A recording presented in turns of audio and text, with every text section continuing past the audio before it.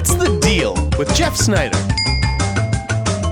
What's the deal with True Detective? The second season of HBO's acclaimed crime series kicks off next week, and now that the dust has settled and the memes have ended, the question is, how does it compare to the first season? Well, for starters, it holds its own. To be clear, these are essentially two totally different TV shows that simply share a title. This time around, the story isn't nearly as existential or philosophical, though the characters may be a little more relatable than Matthew McConaughey's cigarette-smoking cipher Russ Cole.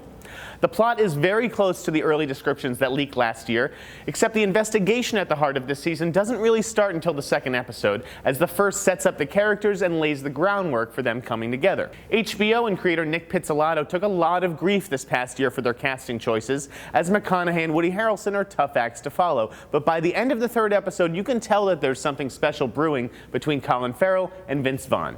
Farrell plays a cop who does some work on the side for a career criminal played by Vaughn, who once did him a very important favor. This season, the setting moves from southern Louisiana to Los Angeles, where Vaughn is working on an epic deal involving the Department of Transportation. We're introduced to powerful politicians, deep-pocketed businessmen, and a collection of other unsavory characters. Rachel McAdams plays another officer of the law who has commitment issues and hides a knife inside her belt.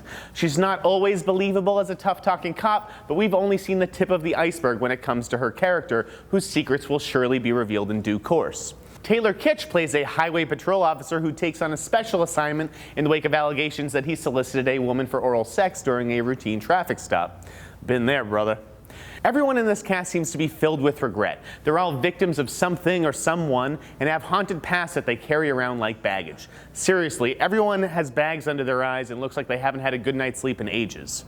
Vince Vaughn gets the juiciest role he's had in years and makes the most of it, using his imposing physicality to strike fear in his challengers. Colin Farrell, though, provides the biggest fireworks. I mean, he's like a walking time bomb just waiting to explode, and the thing is, people know this about him and use his lack of restraint against him. He gets one scene in the first episode that features one of the most epic threats I've ever heard uttered on television. HBO actually had an incredible opportunity to do something bold and daring towards the end of the second episode with his character, though the risky choice was not to be. It would have been the series' most talked about moment aside from Alexander Daddario's nudity in the first season.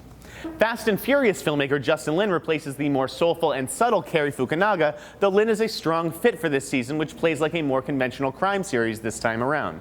There are a lot of overhead helicopter shots of Los Angeles, which recall the work of Michael Mann, and Lin does a good job of showing how LA's winding highways connect everyone in the city, regardless of what side of the law they're on.